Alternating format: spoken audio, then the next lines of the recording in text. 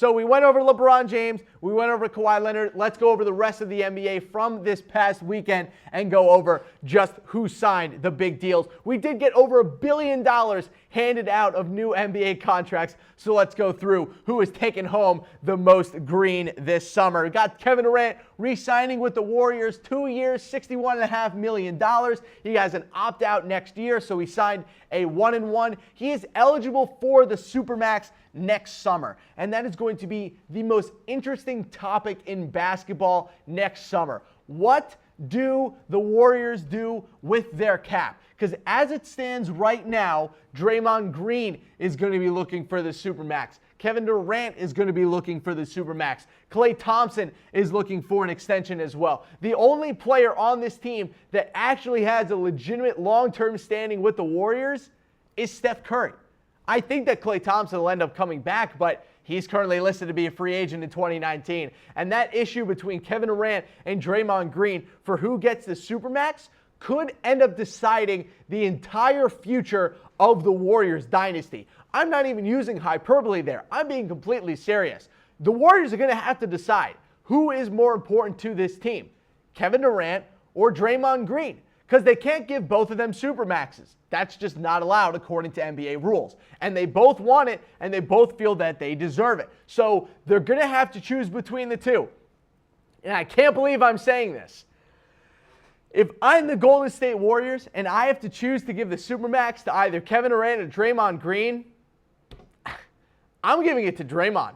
I mean, he's my guy. I drafted him in the second round. I turned him and developed him into one of the best players in the NBA. His defense is so important to this team, as is his leadership and locker room demeanor. And as much as I love Kevin Durant and think that he's one of the greatest scorers to ever grace the NBA, if you're the Warriors, he was always an extra piece. Steph, Klay, and Draymond were who started this in the beginning. And if I think you're the Warriors, you have a huge decision on your hands.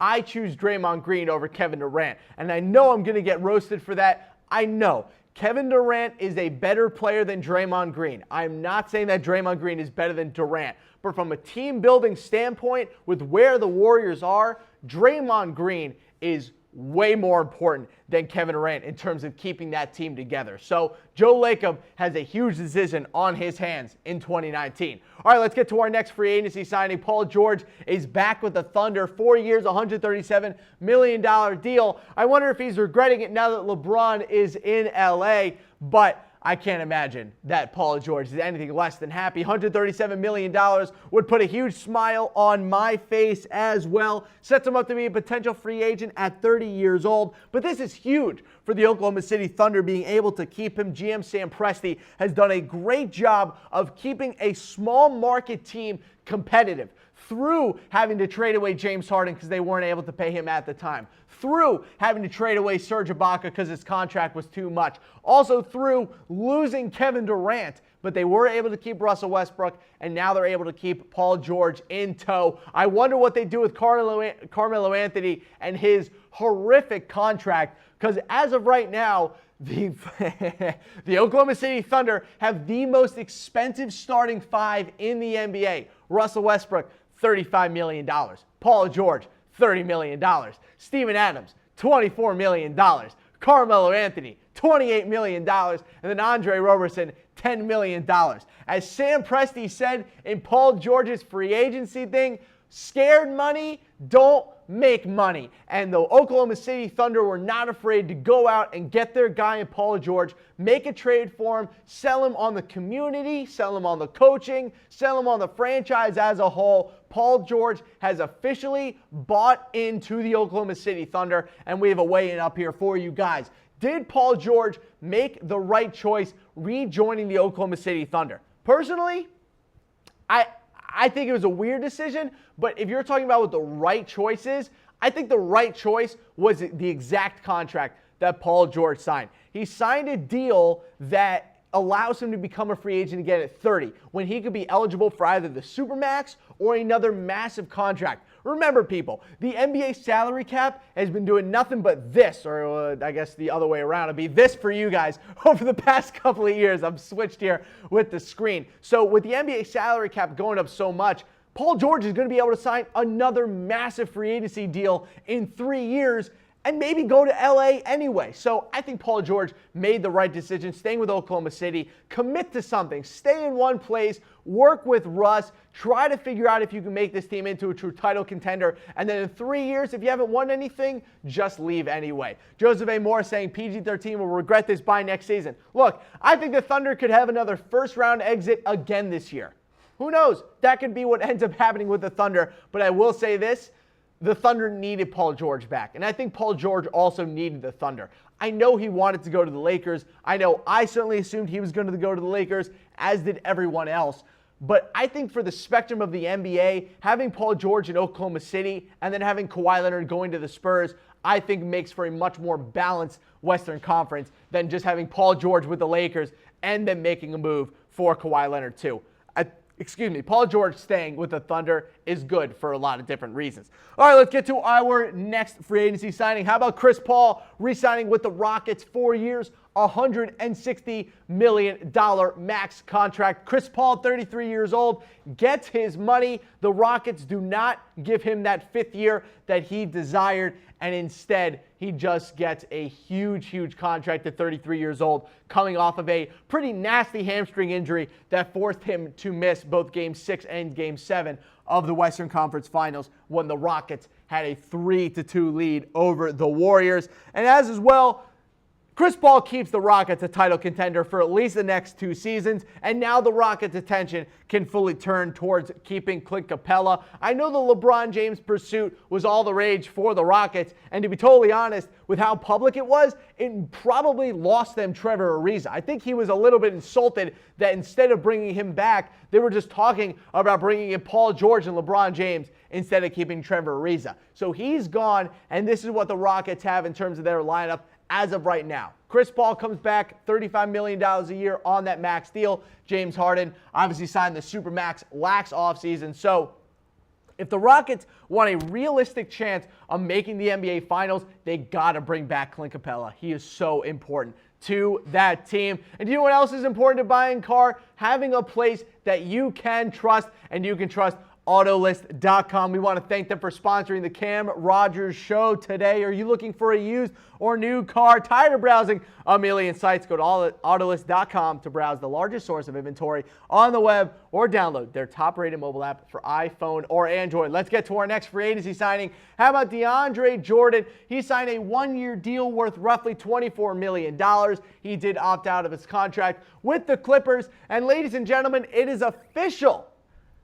Every single member of the 2015 Los Angeles Clippers is officially gone.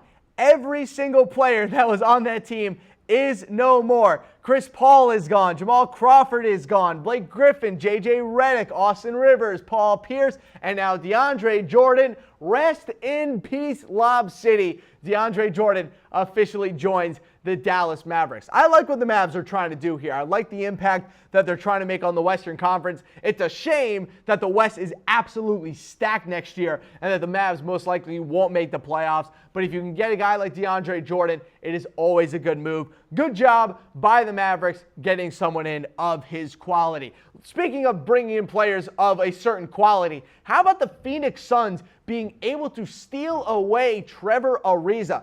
That one was stunning to me. A 1-year, $15 million deal with the Suns. He brings in a great sense of veteran leadership and playmaking on the wing. I think he's going to be a great mentor for both Mikal Bridges and Josh Jackson. He is the ultimate 3-and-D guy in the NBA outside of the likes of, the Paul Georges and Kawhi Leonards of the world. But Trevor Ariza as a role player is going to be such a useful guy for the Suns. It's going to be really interesting to see what the Suns starting lineup is next year. Who plays point guard? Is Devin Booker going to play point guard? Is it going to be Elliot Kobo, the guy that got in the second round? I have no idea at this point. Elfrid Payton signed a contract with the Pelicans last night. So as of right now, the Suns don't really have a point guard, but they do have a lot of wings, a lot of scoring, and a great young big man in DeAndre Ayton. Mikal Bridges, Josh Jackson, Trevor Ariza, Devin Booker, and DeAndre Ayton. I know, trust me, I'm looking at this starting lineup too and going, who's going to play point guard? But if you're the Suns, I would just give Devin Booker all the time in the world to figure out how to play point guard. Because remember, the modern day point guard position doesn't have to be like how Chris Paul plays. I mean, we've seen a Russell Westbrook kind of change the way you play point guard. James Harden does it differently as well. I think Devin Booker could become that kind of player, but he definitely needs time and he definitely needs room to grow. Also helps that the Suns are about to give him a massive extension for the next couple of years. And speaking of massive extensions, what a transition by Harris Rubenstein. How about Nikola Jokic signing a huge extension with the Nuggets? 5 years, $146.5 million max extension. Makes him one of the highest paid big men in the NBA, and also makes it so he is the fourth player of the 2014 draft class to get their second contract. Third guy to get a max. Jokic got one, obviously. We just said it. Embiid got his last year. I can't believe that Andrew Wiggins was actually given $148 million. That is one of the worst contracts in basketball. The Timberwolves are going to be regretting that for years. And then you have the Nuggets also giving out a deal to their first-round pick that year of Gary Harris, who, as you see here, are getting paid $16.5 million. Look, I like what the Nuggets are trying to do. I like their roster, but man, that is an expensive team to not be a certified title contender. They have one of the biggest luxury tax hits of any team in basketball. So if they aren't contending for a title next year, they need to think about shedding some of this money. They need to hope that Paul Millsap ends up being the player that they sign. All right, our last free agent that we're going to talk about. How about Aaron Gordon? This happened right after LeBron James last night. He officially agreed to a deal to stay with the Orlando Magic. 4-year, $84 million max contract. Took a big step last year. Magic really do need him. They don't have anyone else on this team that can be a certifiable face of the franchise. Now you got Aaron Gordon, you have Mo Bamba, Jonathan Isaac can play the 3 or the 4. Now all they need is a legitimate point guard and someone who can shoot as well next to Evan Fournier there at the 2. A good move by the Orlando Magic keeping Aaron Gordon. They just don't have a ton of talent on this team. Not to mention their development of talent over the past couple of years has been a disaster. The fact that they've been able to develop Aaron Gordon into the player he is all the much better. Good for the Magic, good for Aaron Gordon. This was definitely the right move for all sides. All right, let's go through a full list here of the free agents that we have seen sign a deal this offseason. Remember, $1 billion+ handed out already in the first weekend of NBA free agency. Jokic, Kevin Durant, Will Barton signs a 4-year, $54 million deal. You have Rudy Gay re-upping for 1 year, $10 million with the San Antonio Spurs. That's a good move for the Spurs, seeing as, well, they're about to lose their starting power or small forward in Kawhi Leonard. Rudy Gay should slot in just nicely as he did this season. Chris Paul, DeAndre Jordan, we talked about their deals. How about Doug McDermott getting 3 years at $22 million with the Indiana Pacers? Joe Harris returns to the Nets on a 2-year, $60 million deal. Ersan Ilyasova joins Mike Budenholzer in Milwaukee at 3 years, $21 million. Aaron Baines goes back to the Celtics at $11 million over 2 years. Jeremy Grant goes back to the Thunder bench, $27 million over 3 years. We talked about Ariza. Ed Davis leaves Portland, makes CJ McCollum and Damian Lillard sad on Twitter. He goes to Brooklyn. D Rose somehow gets a contract with the Timberwolves, and now his Adidas deal is reactivated. $14 million a year for Derrick Rose on that Adidas shoe deal. All right, let's keep going through these free agents. Omri Caspi, 1-year deal. Marco Bellinelli back to the Spurs. Gerald Green back to the Rockets on a 1-year deal. Stauskas moves to the Portland Trailblazers, and Fred VanVleet bet on himself and got paid big time, $18 million a year with the Raptors. And our final sheet of free agents, Glenn Robinson III somehow gets $8 million from the Pistons, but hey, the Pistons are throwing out money like hotcakes, it seems. We talked about LeBron James, obviously. They also picked up Lance Stephenson and JaVale McGee. And then, of course, the Magic re-signed Aaron Gordon to that big-time max extension.